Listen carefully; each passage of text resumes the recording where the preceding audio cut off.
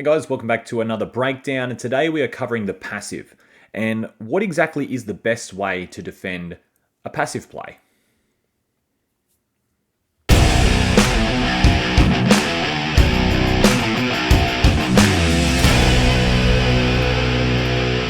So as you can see, we've got Wollongong versus Doyleson here, and there's a couple of different ways you can run a passive, and what they're doing here is a middle. So it's a middle going down for another middle. You can also do this by it's a 4-on-3 platform, so you can fade out for your link, which is here, and maybe dummy half where you step out. But in this case, they're going middle, which is good because that keeps this link away from just destroying the play and coming up and making the touch. So he can't do that because if he steps up here to make the touch, you just pass out and you have a 2-on-1 against that winger. So as we continue here, we can see that the middle here dumps it on his opposing middle, the same middle on the same side. He steps in towards the other middle, and this becomes his hole. And that means this guy here, the dummy half, he can take on the offside toucher. So while he's backpedaling, he can just beat him while he's backpedaling, and he can either get a 3-on-2 on the short side or a 4-on-3 on the open side. And that's what we want. That's why we pull corner, because we want that 4-on-3 ahead of that 3-on-2. It's much harder. So you can see the split there from the middle. He's gone short side, and that's where he's changed his angle. And the passive link is nice and deep. This shape is really good from Wollongong. And you can see now that this player here is holding, and he will shut at the last minute. Remember, we don't let that dummy half through that gap between the middles, because once they're through there, they're pretty much toast. So he'll shut at the last minute, and when he does that, this link has got to come in as well. So that opens up that pass out the back. Now, this is actually really difficult.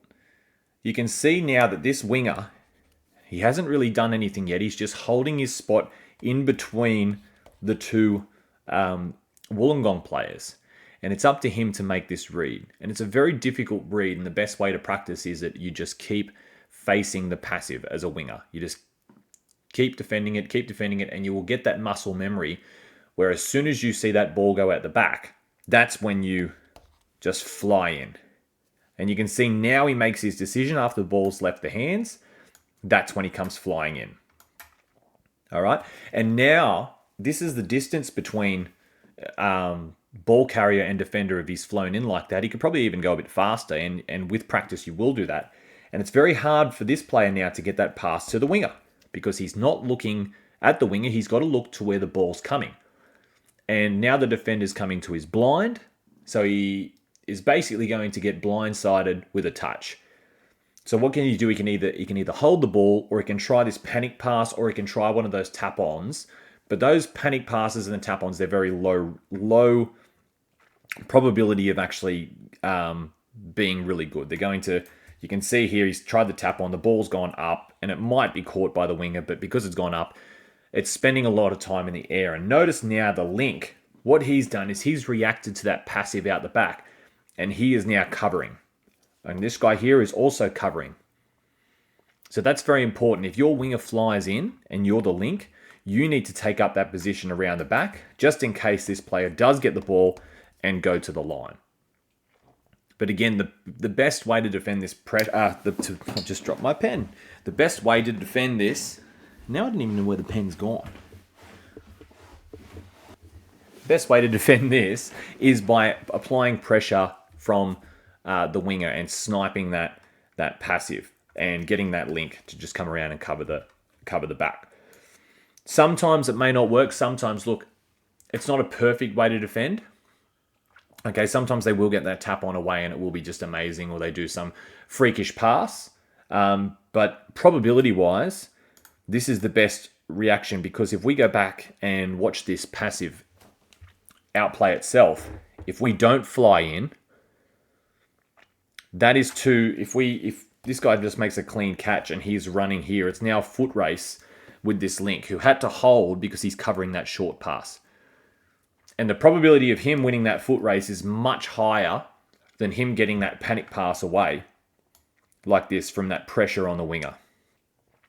So when you're a winger, it's just hold the space between the wing and the link for the team with the ball. So when they're hitting their holes, just hold that space And as soon as the ball leaves the hands of the ball carrier, that's when you make your decision. You either fly in or you hold out. Because a lot of the times, they might even try to throw it over the top of you. So you don't want to just fly in every time, because then they'll throw it over the top of you and straight to the winger, and he's scoring a try.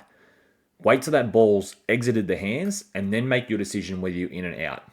But remember, if you are flying in, as soon as you take a step towards sniping that, it is just, well, you can't bail out of it. You're one in or one step in, you're every step in.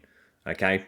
Back yourself, get in there, apply pressure and force that panic pass. Sometimes they'll just catch it and you make the touch. Simple. But thanks for watching, guys. If you have a better way to defend a passive or something creative that I don't know about, let me know in the comments. I'd be super keen to hear it. But until then, thanks for watching, and we'll see you at Touch Footy.